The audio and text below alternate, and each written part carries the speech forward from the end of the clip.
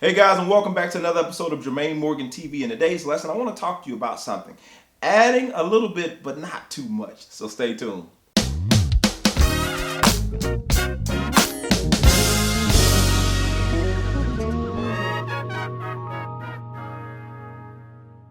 All right, guys, again, welcome back, and thank you. If you're joining me for the first time, do me a huge favor. Press that subscribe button if you hadn't already pressed it. Be sure to press the like button as well so this video can get seen by more people just like you. I appreciate you guys being here as usual. All right, guys, welcome back to another lesson. And in this lesson, I wanted to address some things to me that's I'm always being questioned about. People always want to know, how do I add more to the groove? As a matter of fact, I was in a live Zoom session just the other day and I was asked about the same thing. How do I add more? How do I know what scales to learn? How do I know this? How do I know that? So one of the things I really want to do is jump on here and give you guys a few tips of what I think are some things you can be focusing on that can help you to start learning how to add more to the groove. You know, in the last lesson I was here, I was talking about feel, how to better develop that and better develop that sense of kind of knowing where things go. All right, so the first topic I want to talk about is when to be aggressive. So one of the things that comes up as players, oftentimes we don't know when to be aggressive, especially if it's something that's new to us. If we've been used to holding that solid bottom baseline down, a lot of times we don't know how or when to be aggressive. And aggressive is not always playing a lot more notes. Sometimes aggressive is just simply knowing how to feel out what the band is doing and being able to play according to what's going on with the band. Now, what I'll use for reference is the backing track that I uploaded early part of this week. If you haven't seen it, I'll link that in the comments below. But this backing track is called High Energy Worship Ballad. I'll play that and you can kind of see in context what's going on here. Let's play a little bit of it here. And one of the things I want you to pay attention to in this track as we're listening to when to start playing more aggressive, listen to how the other instruments are playing. In particular, because that bass and that drum connection, listen to how the drum player is playing this song, and I want you to pay attention to that.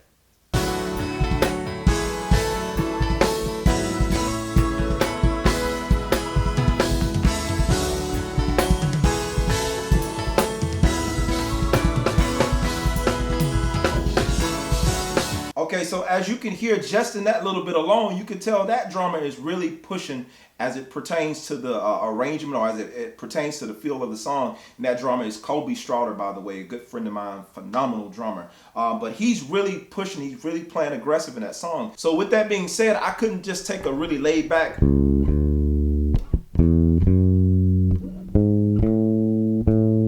I could do that. Those are the notes, as you can see the chord changes on the screen, but those are the notes to the progression.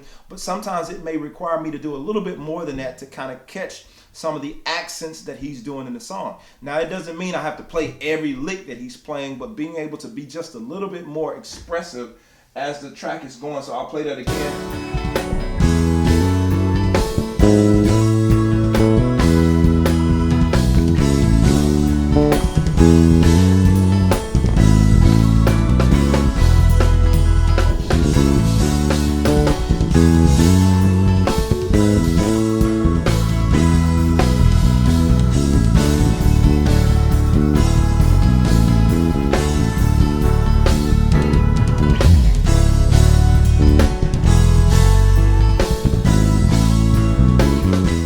As you can hear, I'm doing a lot more rhythmic stuff in my right hand. It's not a lot, but the bass continues to move as his drum part is moving. It's like he's not sitting still.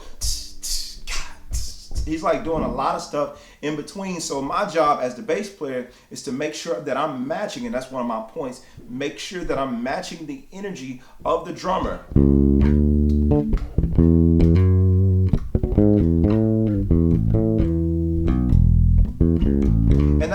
lot of stuff that I'm doing there. All I'm doing is just doing some ghost notes.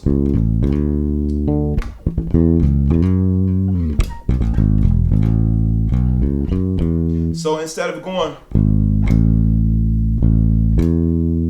I went 7, 1, 2, 3, 6, 5. You see what I'm saying? To get to that 5. It's just another way to get to it. And that's simply following the scale.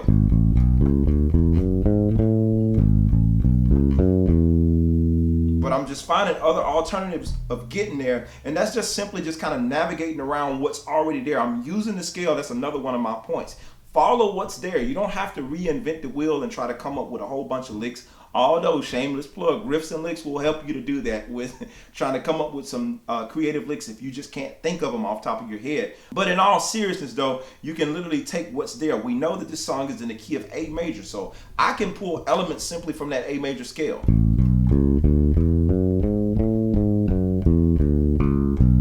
You see what I'm saying? So you see, I can just take something simple as the major scale, pull out certain notes from that. Straight down the scale, getting me to that 5. 1, 5. No, I can walk to that.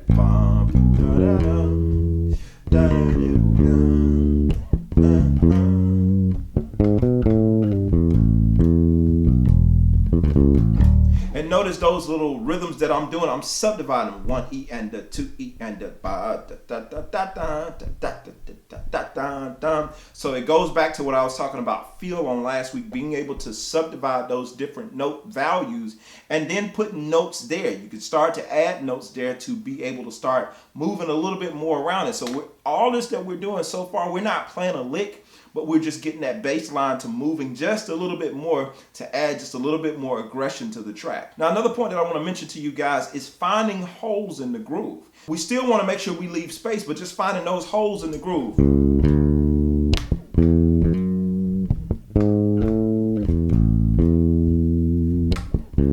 So you can see there's a lot of space that we have there. Now, we don't have to take every single hole, but there are some of them that we can find spots if nobody else is taking that spot. And like I said, we can navigate with using the scale.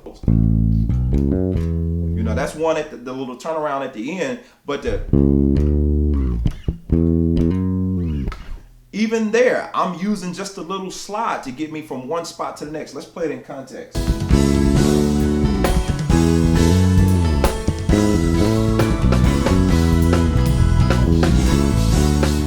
Even there, guys, you can hear that I went on. So there I'm using my octaves as well to fill in those spaces. So there I'm just using octaves and fifths.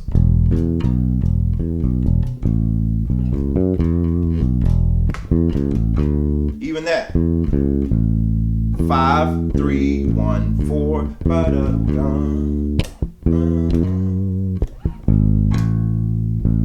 So it's those little nuances that we can use to get us from one place to the next. So it's not always about playing so many more notes. It's just adding a little bit more, something that keeps that bass line moving, almost in a completely different setting. It's kind of like how we think of walking bass. When we're doing walking bass, we're doing a lot more notes, and I apologize for that siren in the background, but when we're doing walking bass, we're doing a lot more notes that carry us from point A to point B instead of just holding the 1 for 4 bars and then going to the 4 for the next 4 bars. We got other things that we can do that lead us into that. So we want to be aware of all these options that we have available to us when we are playing. And guys, these are just a couple of things that I wanted to give you, just some ideas that you can start taking and incorporating so you can know how to add a little bit more to the groove. Now, we're going to dig a lot more into this topic in the monthly membership lessons. If you're not a monthly member, you're probably already missing out. So be sure to check out the monthly membership lessons. I will put a link below. And if you want to find out a little bit more about me and other things I offer on JermaineMorgan.net, be sure to visit right after this video. Oh, and before I forget, I am still giving away strings. So simply comment your name and where you are watching from in the comment section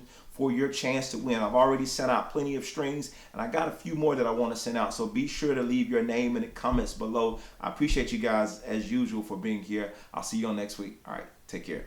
Peace.